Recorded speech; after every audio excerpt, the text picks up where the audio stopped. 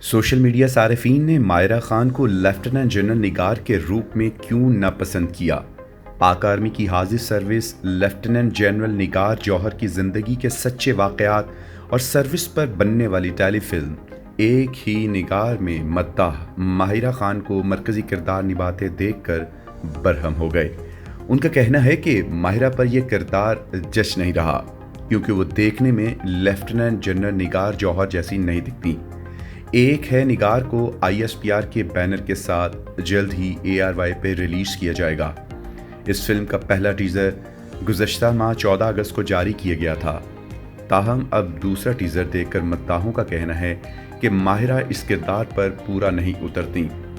दूसरे टीज़र में माहिरा खान को खाकी वर्दी में मलबूस लेफ्टिनेंट जनरल निगार जौहर के रूप में दिखाया गया है, जबकि फिल्म में उनके शौहर का किरदार बिलाल अशरफ निभा रहे हैं।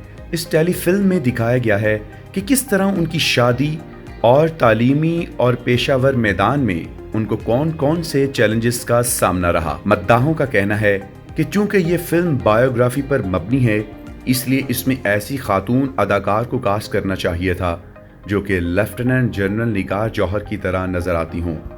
मद्दाहों ने इस टीज़र पर कहा कि माहिरा खान की बजाय इस टेलीफिल्म में अरीबा हबीब को कास्ट किया जाना चाहिए, जबकि कुछ का ख्याल है कि सनम बलोच भी इस किरदार के लिए मौजू इंतखाब होता।